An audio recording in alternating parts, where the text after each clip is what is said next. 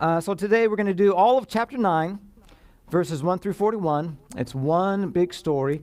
And the next week we have Mr. Chris Ford going to preach to us out of John chapter 10. Yeah.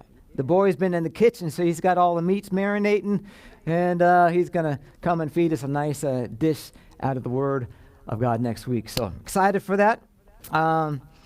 Today, we're going to be looking at a man who has suffered a lot of troubles. Anybody going through troubles today? Anybody facing trouble? Troubles, they're a thing of life. Sometimes they spring out of nowhere. Sometimes they stay with you for a long period of time. So let's just be honest. Life is full of suffering. That's what this life is all about, this side of the grave. It's suffering. And Job 5 says, humans were born for trouble, as surely as sparks fly upward. So this says sparks always fly upward, just like people always suffer pain. So there is suffering, physical suffering. Sometimes there's emotional suffering. Sometimes there's emotional pain. You can't escape it. If you're doing fine now, great. Just wait a while and you'll face a new wave of suffering because we live in a broken world. I'll have to say this last week has been a tough one for me. Very tough. One of the toughest weeks I've remembered in recent memory. And then to cap off the week, we woke up. We got puppies now in our house. We got Rosie, our dog, has 8 puppies. And then one of them wasn't doing so well, and so we had to rush it off to the veterinarian. It was all blocked. It couldn't pass anything. It wasn't eating, wasn't drinking. It was just lethargic, laying over there. And so 5 o'clock in the morning, we took the little puppy and did the best we could. And so we have him back home. He's still not doing good, but it's like a big vet bill we were not expecting. What is that? Oh, I think they're, construction. Okay, well, hey. All right. Anyhow, so we got the puppy home, and we got a big vet bill, and so we decide, hey, we need to go out of town and take a break. It's been one of those weeks, so we went out of town and had a good time, and got back to the car, and I had a flat tire. So here I am, cranking up the car, thinking, man, I came out here to get a break, and I can't catch a break. Sometimes life just heaps up the trouble. But the good news we will see in this passage is this. You are not left alone. You, despite all the trouble, the pain, and the suffering you might be facing, you are not left alone. That's what this passage is all about. So the title of my message this morning is You Are Not Forgotten. You are not forgotten, and sometimes we need to remind ourselves, I am not alone. I've not been forgotten. Because when trouble persists, we are tempted to ask God, do you see me? Do you hear me? I mean, do you care? And we can feel a bit forsaken. You know, we can feel a bit alone. We can feel forgotten. But I'm here to tell you this morning, out of John chapter 10, or John chapter 9, you are not forgotten. Jesus loves you. Jesus sees what you're going through. And the good news is he makes his move towards you. You don't need to make your move towards him. He makes the first move towards you. You're loved. Jesus knows you. He sees you, and he moves toward you. So out of today's passage, John chapter 9, I want to share with you 3 realities of life. These are very important for us to get, okay? 3 realities of life, and it's this. Number 1, sometimes we experience misfortune. Number 2, sometimes we experience mistreatment. And number 3, and here's the greatest of all realities, Jesus comes to meet you right where you're at. Sometimes it's misfortune. Misfortunate things happen in life. Why in the world did this happen? Sometimes there's mistreatment. You know, people can say and do hurtful things. It happens. And sometimes we need to remind ourselves that God will send his son Jesus to meet you right in the middle of your misfortune, right in the middle of your mistreatment. And he will tell you he's with you. So let's begin this journey through this story out of John chapter 9. We're going to look at verses 1 through 5, and we're going to look at this first reality called sometimes we experience misfortune. There's misfortunate things that happen in life at times. So let's read this together. John chapter 9, verses 1 through 5. It says here, as Jesus passed by, he saw a man blind from birth. And his disciples asked him, Rabbi, who sinned, this man or his parents, that he was born blind? And Jesus answered, it was not that this man sinned or his parents, but that the works of God might be displayed in him. We must work the works of him who sent me while it is day. Night is coming, when no one can work. As long as I am in the world, I am the light of the world. Now, this man was facing a chronic situation. It was a chronic problem. He was blind. Can you imagine that? Born blind, never have seen the face of your mother. You have never seen what a tree looks like. You have never seen color. You have not seen anything. You were born that way. So there's this chronic ailment that he's lived with. He's born blind. That's a misfortune. That's a misfortunate thing. Misfortunate things happen in life, right? Diagnosed with cancer. Wow. Car accident, heart attack, stroke. Somebody loses a baby. House burns down. Those things happen. And they're very misfortunate. And when misfortune hits, the typical question is, what did I do to deserve this? Or what did he do to deserve that? That question kind of flashes in our mind. Something misfortunate happens, then we automatically look for a cause. Whose fault is it? What's the connection? What's the reason? That's how the human mind typically operates. When something awry comes about, whose fault is it? And we can see here in verse 2 that the disciples, when Jesus walked by, and the disciples walked by with him, they walked by the blind man, and they ask him, Rabbi, who sinned? That guy? Or was it his parents? Because it has to be somebody's fault, right? Something bad happens, we're like, what did he do to deserve that? This is the kind of the natural inclination people typically have when it comes to misfortune. And we think in terms of karma. That's all that is, right? Bad things happen to bad people. Good things happen to good people. And really, there's only two categories of life in this karmic type of thinking.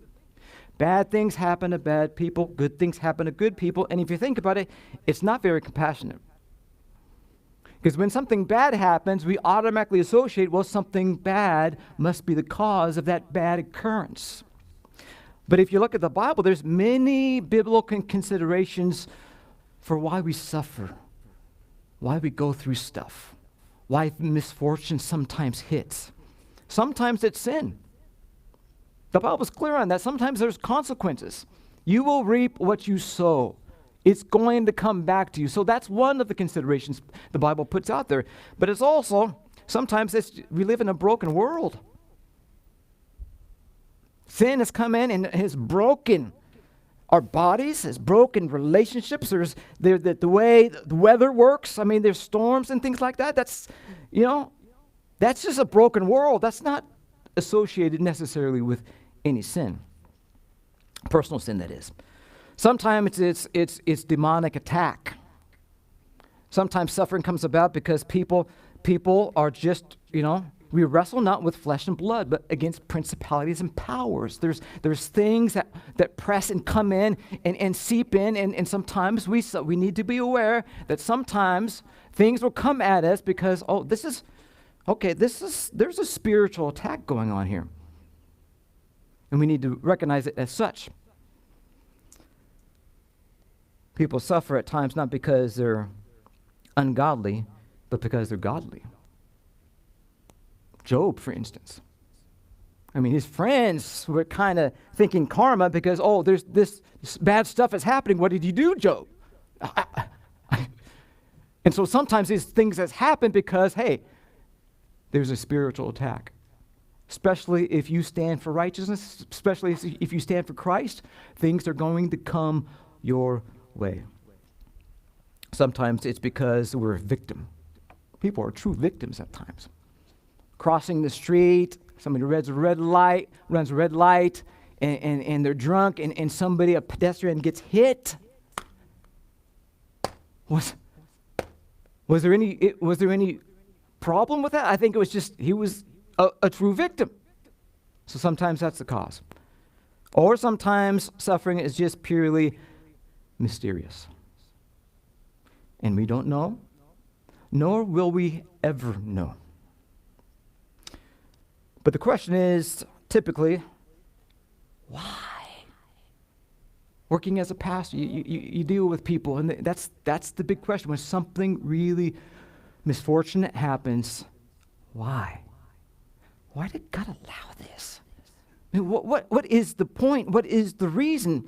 And sometimes misfortune is just misfortune, and we don't have an answer. The Bible is much more compassionate than karma. It's not just because you are a bad person that you're suffering bad things.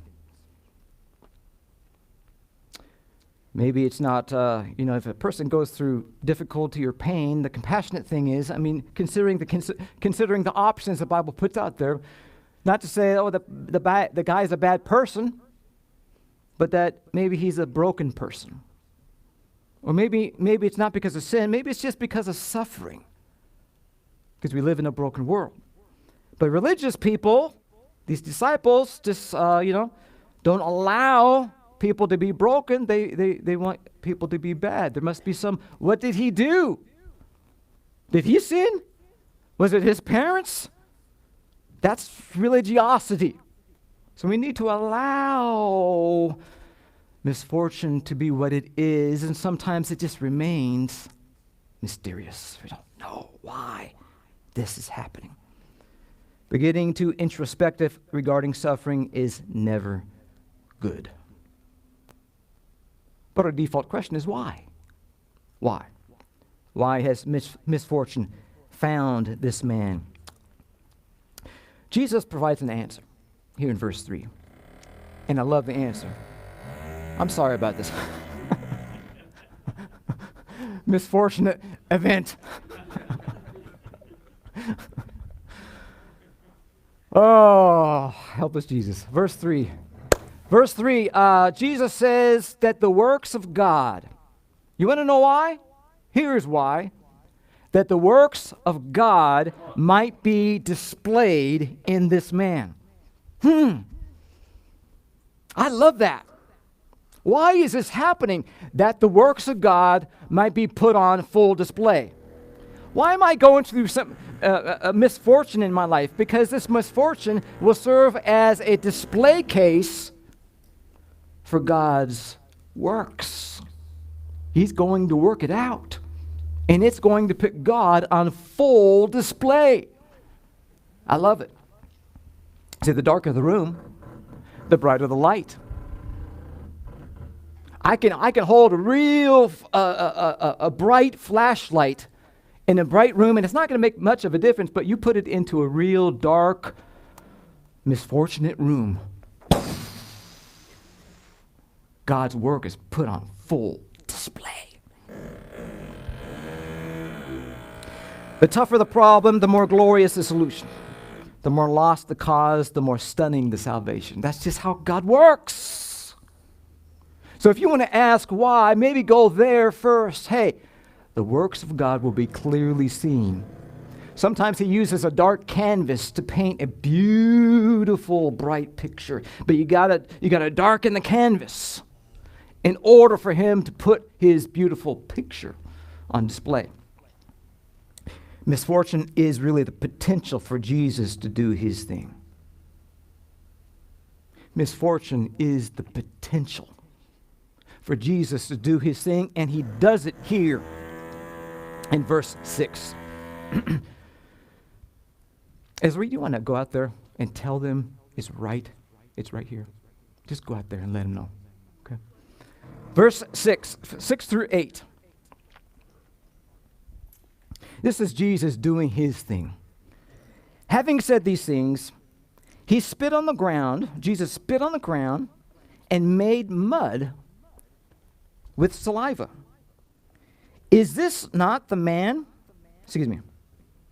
He spit on the ground, having made mud with his saliva. Then he anointed the man's eyes with mud and said to him, "Go wash in the pool of Siloam," which means sent. So he went and washed and came back seeing. Never in the history of the world or in recorded biblical history had we ever seen somebody who was born blind healed. Not once in the Old Testament. Not once. And this was the very first time. And if you look at Isaiah 61 and Luke 4, Jesus declared that I am he who is anointed, and I'm going to set the prisoner free. I'm going to open the blind eyes, and this will be a testimony for who I am. And so for the very first time in the world, we see a man born blind receive his sight. Wow. God doesn't always heal, right? He doesn't always heal, but he always, and I'll say this with confidence, he will always do his thing. He will always do his thing. So he accomplishes good if we will trust him. Romans 8:28 says, all things, listen to me, all things work out for the good of those who are called according to his purpose. Those who love God and are called according to his purpose, all things. Does that include misfortunate things? Yes. All things work out for the good of those who are called to his purpose. So reality number one is sometimes we experience misfortune, just like this man. We will as well. We live in a broken world, and there's all kinds of consideration for why that happens, but we know for sure that God uses misfortune as a potential to show his glory and his goodness and his power. So reality number two is sometimes we experience mistreatment. Mistreatment. And check out this mistreatment as we find it here in the heart of this passage. This guy goes from one misfortune to another misfortune. This is a little bit more of a relational misfortune, and it's called mistreatment. Let's start with verse 8, and we're going to read through 34. This is him being mistreated by these neighbors of his. Verse 8. The neighbors and those who had seen him before as a beggar were saying, "Is this not the man who used to sit and beg?" Some said, "It is he." Others said, "No, but he is like him." He kept saying, "I am the man. I am him, guys." Verse 10, so they said to him, "Then how were your eyes opened?" He answered, "The man called Jesus made mud, anointed my eyes, and said to me, 'Go to Siloam and wash.' So I washed. I went and washed and received my sight." And they said to him, "Where is he?" He said, I do not know. And they brought to the Pharisees the man who had formerly been blind, and now it was a Sabbath day. Uh-oh. It was a Sabbath day when Jesus made the mud open his eyes. So the Pharisees again asked him how he had received his sight. And he said to them, he put mud on my eyes, and I washed, and I see. Some of the Pharisees said, this man is not from God, for he does not keep the Sabbath. But others said, how can a man who is a sinner do such things? And there is a division among them. So they said again to the blind man, what did you say about him? Or what do you say about him, since he has opened your eyes? He said, he is a prophet. The Jews did not believe that he had been blind, thought he was faking it, and had received his sight, until they called the parents of the man who had received his sight and asked them, is this your son, who you say was born blind? How then does he now see? His parents answered, we know that this is our son, and that he was born blind, but how he now sees, we do not know, nor do we know who opened his eyes. Ask him. He is of age. He will speak for himself. His parents said these things because they feared the Jews. For the Jews had already agreed that if anyone should confess Jesus to be Christ, he was to be put out of the synagogue. Therefore his parents said, he is of age. Ask him. So his parents back away from him. Verse 24. So for the second time they called the man who had been blind and said to him, give glory to God. We know that this man is a sinner. He answered, whether he is a sinner, I do not know. One thing I know, that though I was blind, now I see. They said to him, what did he do to you? How did he open your eyes? He answered them, I have told you already, and would you not listen? Why do you want to hear it again? Do you also want to become his disciples? And they reviled him, saying, you are his disciple, but we are the disciples of Moses. We know that God has spoken to Moses, but as for this man, we do not know where he comes from. The man answered, why, this is an amazing thing. You do not know where he comes from, and yet he opened my eyes. We know that God does not listen to sinners, so goes his philosophy. But if anyone is a worshiper of God and does his will, God listens to him. Never since the world began has it been heard that anyone opened the eyes of a blind man, being a man born blind. If this man were not from God, he could not do these things. And they answered him, you were born in utter sin, and would you teach us? And they cast him out. A long segment of scripture there to say the guy was mistreated.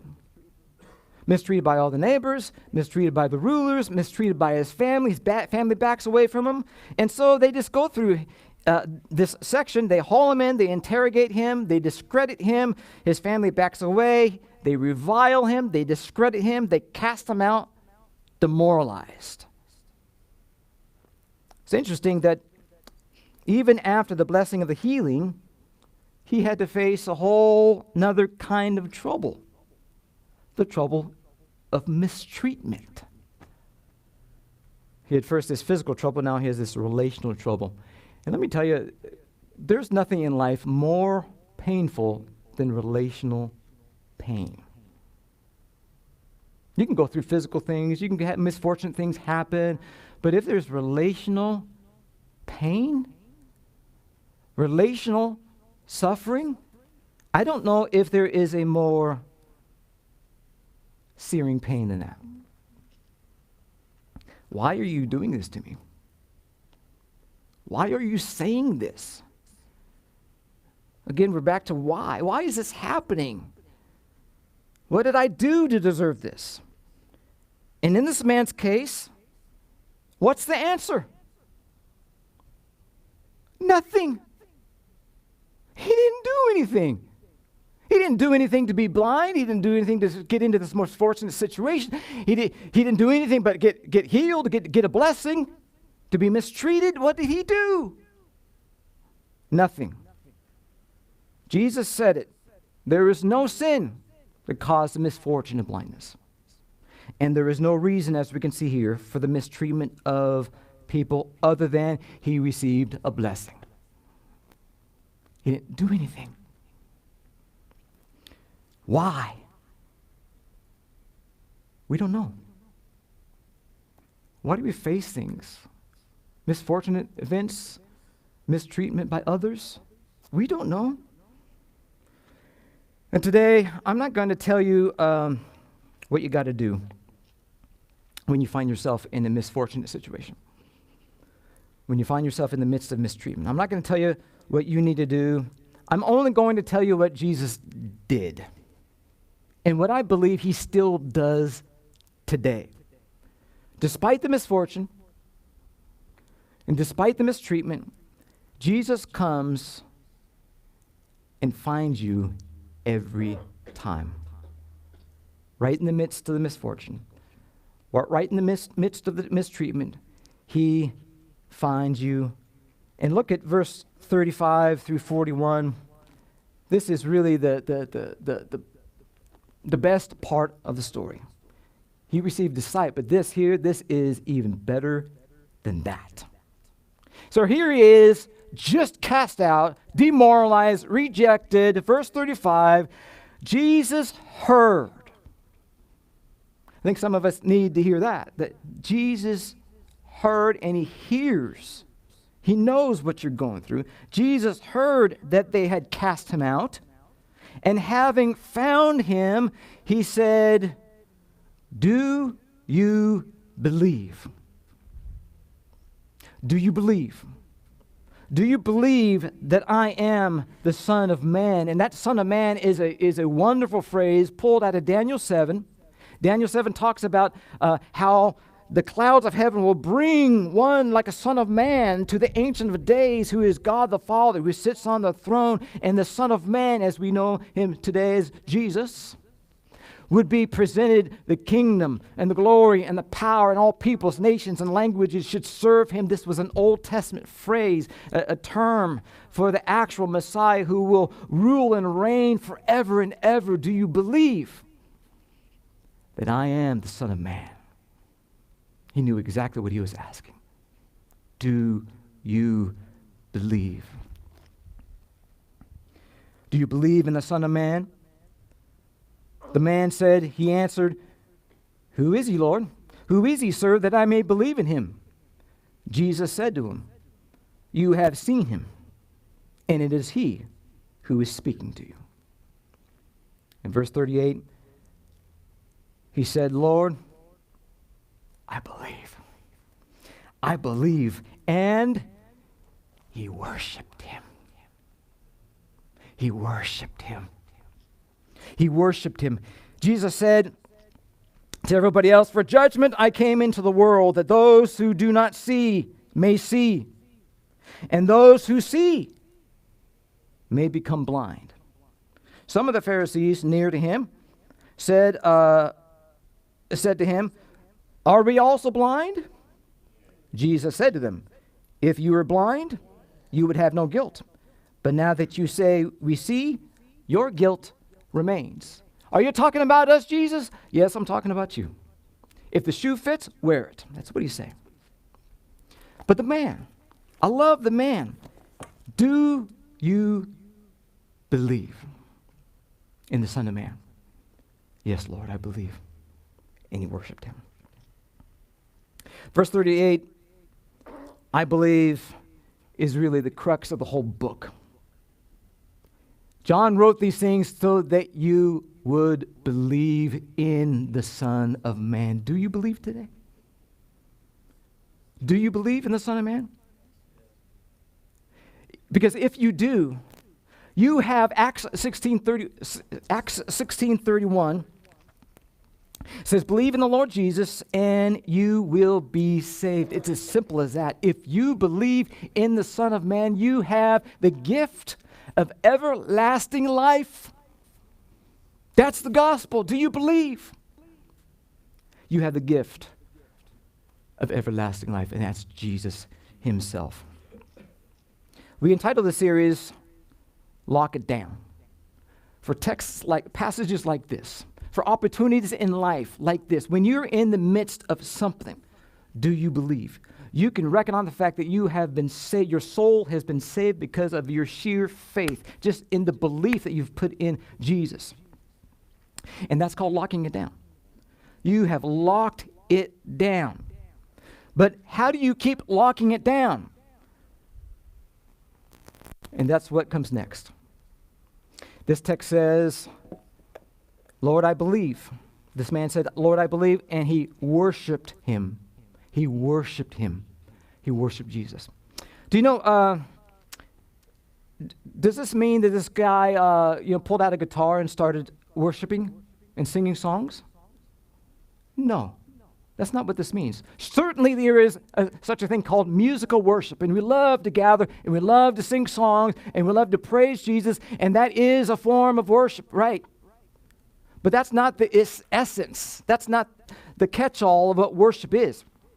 Actually, worship comes from this Greek word called proskuneo, which is just simply to mean to bow down. To bow down. When you prostrate yourself before somebody, that's saying, hey, I recognize your authority. You are king. And so when a person would be in the presence of a magistrate, he would bow down before him and kiss his feet. And so this man worshiped not by picking up a guitar, but by bowing down and recognizing who Jesus was.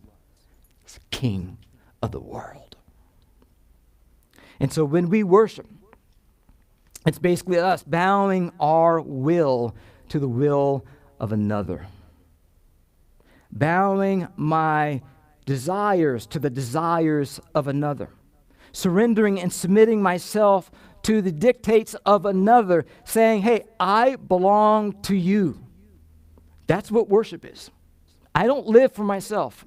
I don't live for my own desires. I live for you. This is called locking it down. When I came out to the car last night and saw that my tire was flat after just the week that I had gone through, I had a choice. I felt like, what in the world? I had a choice. And I've been dealing with this text all week long. I chose to bow my will to the will of God. Whatever you want to accomplish in my life, God, I am yours. And I lifted my hands, and I felt like, man, I was in the presence of Jesus. And I was worshiping Jesus, not by singing him songs, although that is great, but by bowing my will to the will of him and accomplish what you want in my life. Your will be done. Your kingdom come. You are God. You are King. I am not. That's worship. He comes to meet us in the midst of the misfortune. He comes to meet us in the midst of the mistreatment. What will we say and what will we do? I hope we say, Lord, I believe. I believe. I believe, and I worship you. I lay down my agenda. What is your agenda? I lay down my will. I lay down my desires. I want yours to take place in my life. Chris opened the meeting this morning by calling us to worship with humility. That's what worship is. It's bowing down. I don't stand on my own strength and declare myself to be sufficient. No, I am utterly insufficient. And I need what you have to give. And so I worship you. I worship you. It's saying you're bigger than my trouble. That's what it is. Sometimes we obsess about what we're going through until it just fills our mind and but worshiping Jesus, I think, says, hey, you're bigger than my problem, my misfortune, my mistreatment. You're bigger. You're greater. You're more glorious. And so I declare that, hey, all this, yes, it's coming at me hard, strong, but Jesus, you are worthy of my attention. You're worthy of my heart. Troubles. We don't know why they happen. But if they bring you to this point right here, they will have served you well. If they bring you to a point of recognizing who you are in the light of who He is, they have served you well. But if they don't, if your troubles don't bring you to this point, you have wasted your sorrows. The things you go through, it's just a waste if it doesn't bring you to a point where you recognize the sovereignty of Jesus Christ in your life. You're better. You're greater. You're worthy of all who I am. If that happens, your troubles will have served you well, and the works of God will be displayed in and through your misfortune and in and through your mistreatment. If you're facing any trouble today, it's passages like this that reminds us that you have someone standing with you. He comes and looks for you, just like He looked for this man in the trouble and in the trial. Jesus is with you. So you're not forgotten. You are not forgotten. He comes and He stands. Sometimes we experience misfortune. Sometimes we experience mistreatment. But Jesus sees you and comes to meet you right where you're at. Will you worship Him? Jesus says, I'm seeking those who worship me in spirit and in truth. In order to worship God in the midst of your trouble and your trial, you need the Spirit. You can't do it in your own strength. You can't do it in your own flesh. So as we close our time, we're going to sing one last song. And as we do, we're going to do a little something different today. If you feel like you're facing trouble that's almost insurmountable, discouragement that's just bearing down on your soul, I want you to know that there is people here. I have Rick, Tony, anybody else who wants to pray. I would love you to be able to get out of your seat and come in and receive some prayer. You need the Spirit of God to empower your ability to recognize Jesus in the midst of the pain, in the midst of the problem, in the midst of the trouble. So as we're singing, reach out. I'm going to be up here. If you guys need some prayer, I need the prayer. I hope you do too. We all need to worship Jesus in spirit and in truth. And so if you need a touch of the Spirit today to be able to do that well, please receive some prayer as we close with this last song.